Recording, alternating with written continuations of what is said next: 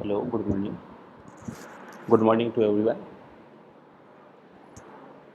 Myself Hariom Meena, lecturer electronics, government polytechnic college Dausa Rajasthan.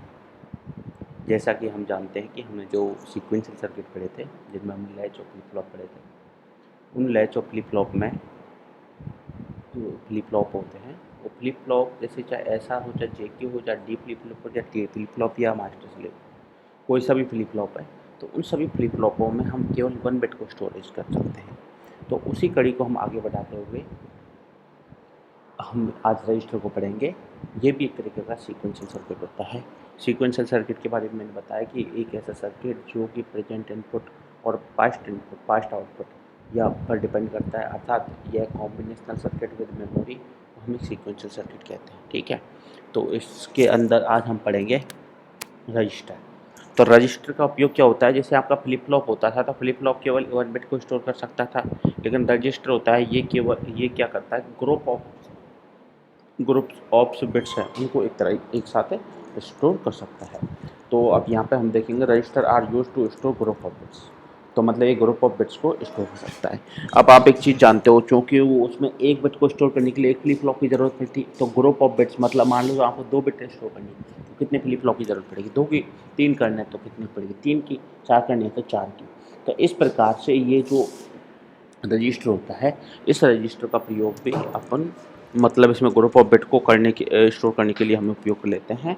और group of bits तो उसमें जितनी एन बिट होंगी तो उतने ही नंबर एन फ्लिप फ्लॉप को हम इसमें कैस्केड में लगाएंगे और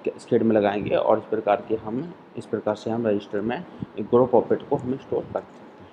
अब इसके लिए हमने इसमें डेटा स्टोर कर दिया, तो उस डेटा को स्टोर करने और डेटा को से रिट्रीव या निकालने के लिए जो प्रोसेस होते हैं, तो उनके आधार पर इसको 4 टाइप से बांटा जाता है। ठीक है, तो इसके अंदर 4 प्रकार से बांटा जाता है। एक सेकंड।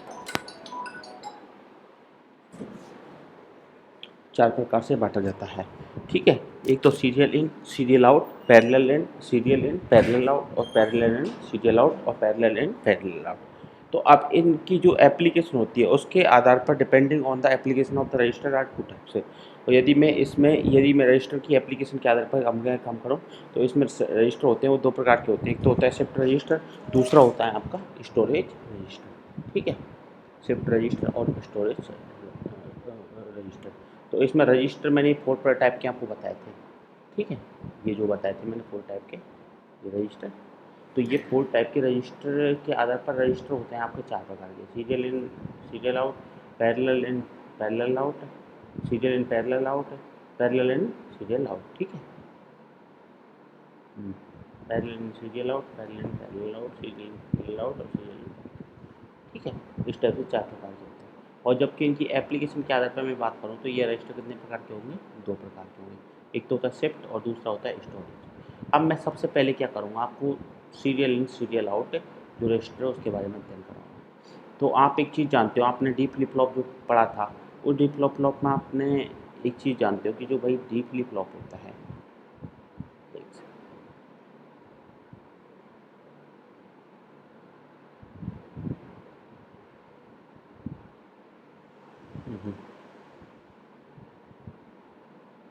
ये आपका डी फ्लिप फ्लॉप, ये यहाँ से गया डी। ठीक है, और ये लगा रहता है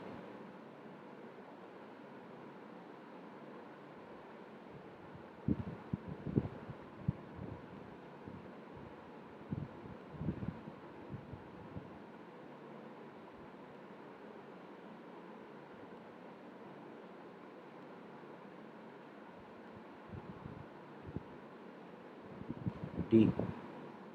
तो जो इस डी में आपने यहाँ पे इसका आउटपुट आता है क्यू एन, क्यू एन। तो क्यू एन प्लस वन की वैल्यू होती है, क्यू एन प्लस वन की वैल्यू आती है, क्यू एन प्लस वन की जो वैल्यू आती है वो क्यू एन प्लस वन की वैल्यू आपके इक्विवेलेंट टू आती है इस डी के। ठीक है, इस डी के इक्विवेलेंट, ओके, मतलब बराबर आती है। तो अब आप इसको क्या करोगे, ये जो क्यू एन प्लस वन की वैल्यू आएगी डी के बराबर, तो आपने यहाँ पे क्या करा है, ये डी फ्लिप फ्लॉप का नाम लिया है। डी फ्लिप फ्लॉप के अंदर आप चाहते हो भाई 4 बिट आपको स्टोरेज करानी है। उन 4 बिट का नाम आपने मान लो फॉर एग्जांपल रख लिया B0, B1, B2 और B3, और उनको मैथमेटिकल इक्वेशन में लिखूँ तो मैंने उनको लिख दिया 1011, ये लिख दिया मैंने 1011। तो इसमें जो नेक्स्ट स्टेट होगी तो वो जो प्रीवियस स्टेट आएगी उसके इक्विवेलेंट ही आएगी। तो आपने अब इसमें इनिशियली मैंने माना कि ये Q3, Q2, Q1, Q0 जो भी है Q1, Q0 ये इनिशियली आपके उस पे हैं, क्या नाम है, Q3, Q2, Q1, Q0 ये आपके किस पे है, एक तरीके से क्लियर स्टेज पे। अब इसमें आप डाटा स्टोर कराना चाहते हो 1011 में इसमें स्टोर कराना चाहते हो तो ये क्या है, पहली क्लॉक आई, पहली क्लॉक आने पर ये वाला ये यहाँ पे चला गया,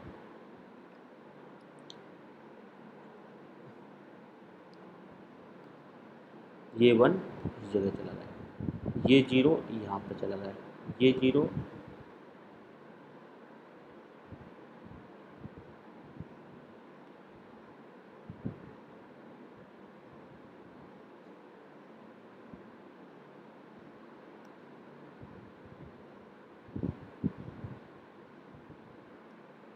ये जी- ये 0 है, ये वाले 0 ये यहाँ पे चली गई, ये 0 यहाँ पे चली गई, और ये 0 आपका आउटपुट में चला गया। ठीक है, ये 0 आपका इस जगह पे चला गया आउटपुट। तो अब आप क्या करोगे, इसी तरीके से जब सेकंड क्लॉक आएगी तो ये 1 यहाँ पे चल जाएगा और ये 1 इस जगह पे आ जाएगा।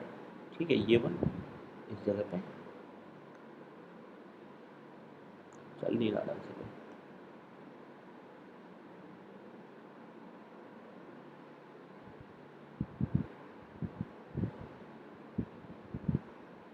ठीक है, ये 1 इस जगह पे आ जाएगा और ये 1 आपका यहाँ आ जाएगा, और बाकी ये 0 है ये इस जगह पे चली जाएगी और ये 0 आपकी इस जगह पे चली जाएगी। ठीक है, तो इस प्रकार से 2 क्लॉक में। अब इसी तरीके से यदि आप थर्ड क्लॉक की बात करेंगे तो थर्ड क्लॉक में क्या आएगा आपके पास में, 0 आएगा, तो ये 0 यहाँ पे चल जाएगी, ये 1 इस जगह आ जाएगा, ये 1 इस जगह, ये 1 इस जगह आ जाएगा। ठीक है, और ये 0 0 पे आ जाएगा, और ये 1 है तो इसके बाद में क्या होगा, ये नेक्स्ट वाला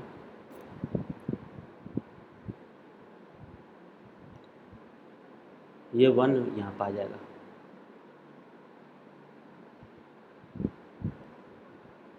ये 1 इस जगह पे, ये 0 इस जगह पे, ये 1 यहाँ पे और ये 1 ये 1 इस जगह पे। ठीक है, क्या हो रहा है, ये 1 इस जगह पे। ठीक है, इस टाइप से आपको क्या करा, 4 बिट को स्टोर कराने के लिए serial in parallel serial out जो रजिस्टर वो आपका क्या नाम है रजिस्टर होता है, उसमें 4 क्लॉक पल्स की आवश्यकता पड़ी आपको 4 बिट को स्टोरेज कराने के लिए। मान लो इसमें यदि 5 बिट होती, 5 बिट को स्टोर कराने के लिए कितने क्लॉक की ज़रूरत होती है, 5 की।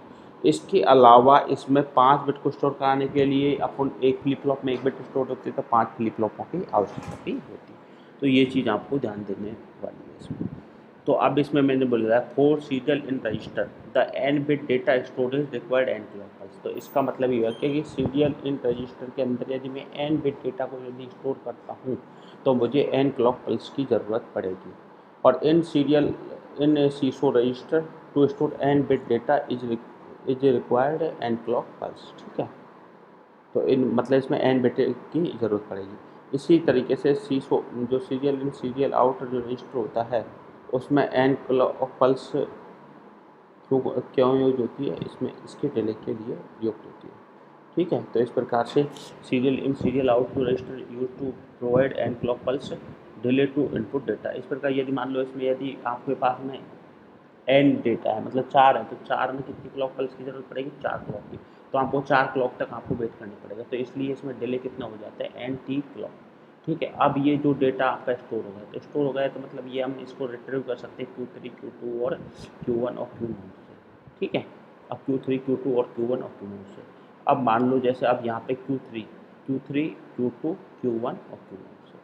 अब मुझे इसमें से डेटा निकालना है तो Q0 पे जो वैल्यू है उसको निकालने के लिए तो मुझे कोई क्लॉक पल्स की ज़रूरत नहीं पड़ेगी, वो तो बिना क्लॉक पल्स से मेरे यहाँ पे Q0 पे मेरे को दिख रही है, तो मैं Q0 को ऐसे ही निकाल सकता हूँ। उसके बाद जो रिमेनिंग है, ये जो Q3 Q2 और Q1 पे हैं, इनको निकालने के लिए मुझे कितनी क्लॉक की ज़रूरत पड़ेगी? 3 क्लॉक की। इस प्रकार से 4 बिट को स्टोर करने के मूल्य 4 क्लॉक पल्स की आवश्यकता पड़ी, जबकि 4 क्लॉक पल्स से जो डेटा स्टोर किया, 4 बिट को जो स्टोर किया, उन 4 बिट को निकालने के लिए मुझे 3 क्लॉक पल्स की आवश्यकता पड़ी। ये बात ध्यान देने वाली है इसमें।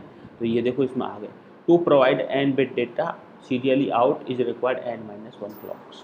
इसका मतलब ये हुआ कि एन बिट डेटा यदि मैं सीरियली आउट करता हूँ, सीरियली बाहर निकालता हूँ, तो उनको निकालने के लिए मुझे n-1 क्लॉक पल्स की आवश्यकता होती है। ठीक है, ये आया सबके समझ में? चलो इसको एक बार पूरे को दोबारा देखते हैं एक बार फटाफट, कि मैं क्या करता हूँ। मैं एक रजिस्टर होता है, रजिस्टर आपका क्या है? एक सीक्वेंशियल सर्किट होता है। सीक्वेंशियल सर्किट क्या करता है? एक कॉम्बिनेशनल सर्किट विद मेमोरी होता है। तो मतलब रजिस्टर का उपयोग क्या होता है? ये ग्रुप ऑफ बिट को स्टोर करने के लिए काम आता है। ग्रुप ऑफ बिट को स्टोर करने के लिए काम आता है, तो हमें एक बिट को स्टोर करने के लिए हम एक चीज़ जानते हैं, क्या होता है? Flip flop. फ्लिप फ्लॉप क्या करता है? Flip flop is a basic device that can be store 1 bit. तो यहाँ पे फ्लिप फ्लॉप ने एक बिट स्टोर करी, तो आपके यदि एन बिट को स्टोर करना है तो आपको एन फ्लिप फ्लॉप की ज़रूरत पड़ेगी। तो उन एन फ्लिप फ्लॉप की ज़रूरत पड़ेगी। तो उन एन फ्लिप फ्लॉप में यदि मैं स्टोर करने के जो तरीका है, उसके आधार पर मैं डिपेंड करूँ उनके इनपुट और आउटपुट, मतलब मैं इन्फॉर्मेशन को कैसे उसमें इनपुट करूँ और कैसे उन पर निकालूँ, तो उसके आधार पर इसमें 4 प्रकार के रजिस्टर काम आते हैं: serial in, serial out, serial in parallel out, parallel in serial out और पैरेलल इन पैरेलल आउट। सबसे पहले मैंने सीरियल इन सीरियल आउट लिखा। सीरियल इन सीरियल आउट के लिए मैंने क्या करा? D3 को मैंने मतलब फ्लिप फ्लॉप को यहाँ पे काम लिया। आप कोई सा भी ले सकते हो, लेकिन मैंने यहाँ D3 लिया, क्योंकि D3 में क्या होता है? Qn+1 बराबर D होता है। ठीक है, इसकी जो इक्वेशन आते हैं कैरेक्टरिस्टिक, तो वो थोड़ा इजी पड़ता है। तो ये बेटर है कि यहाँ पे इसको दिखाने के लिए आप सीरियल इन सीरियल आउट को ही यूज, मैं डी फ्लिप फ्लिप को यूज लें। आप एग्जाम में भी ये सीधा कर सकते हैं। यदि आप कुछ नहीं बताते हो लोग कि एग्जाम में क्वेश्चन पेपर में कहीं कुछ लिखा ना हो कि आप इससे बनाओ, और वो लिखता भी नहीं है, तो आपको केवल ये D3 से, मतलब डी फ्लिप फ्लॉप से ही बनाना है। तो ये यहाँ पे हमने 4 बिट ली, 101 1011। तो 1011 को मैंने स्टोर किया, तो सबसे पहले मेरे फ्लिप फ्लॉप सारे रीसेट में हैं। पहली क्लॉक पल्स जाएगी, देखो इसमें सारी क्लॉक पल्स है, ये ध्यान रखना है कि इसमें जितनी भी क्लॉक पल्स है वो सिंक्रोनाइज होती हैं। सिंक्रोनाइज मतलब ये होगी सब में एक साथ ही क्लॉक पल्स जाती है। ओके, तो ये क्लॉक पल्स है आपकी एक साथ सब में चली जाएगी।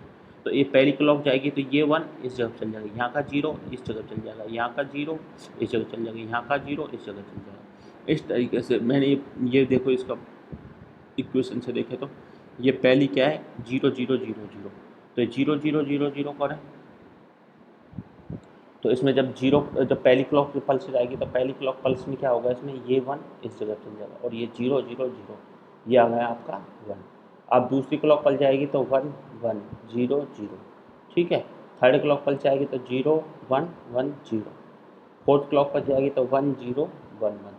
तो सीरियल इन रजिस्टर में हमें क्या है? एन बिट डेटा स्टोर करने के लिए हमें कितनी क्लॉक पल्स की ज़रूरत पड़ी? एन क्लॉक पल्स की।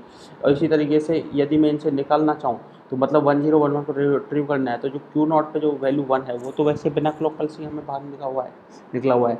और बाकी जो 101 जो Q3 Q2 और Q1 पे है, उनको निकालने के लिए मुझे 3 क्लॉक पल्स की ज़रूरत पड़ेगी। इस प्रकार से जो इसमें से इनपुट करने के लिए मुझे n क्लॉक पल्स की ज़रूरत पड़ी, जबकि आउटपुट करने के लिए मुझे n-1 क्लॉक पल्स की ज़रूरत पड़ी। तो इस प्रकार से ये आपका सीरियल इन पैरेलल आउट वाला जो सीरियल आउट जो रजिस्टर है वो आपका कंप्लीट हुआ।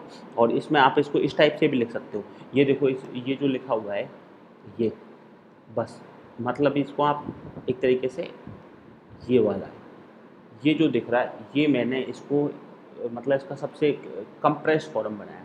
तो इसमें ये जो आपको डब्बे दिख रहे हैं, ये डब्बा, ये नेक्स्ट वाला डब्बा, इसके आगे वाले डब्बे, ठीक है। तो ये इसके जितने भी डब्बे दिख रहे हैं, तो इन डब्बों को आप क्या करोगे? ये जो डब्बे हैं, ये आपके फ्लिप फ्लॉप हैं। और ठीक है, यहाँ से मेरा ये डेटा जा रहा है, और मैंने एक टी क्लॉक यहाँ पर लगा दी, और यहाँ से मेरा आउट जा रहा है। तो इस प्रकार से अपने सीरियल इन सीरियल आउट ये जो आपका है, ये ख़त्म कर लिया। ठीक है, एक बार इसको ढंग से देखो अभी।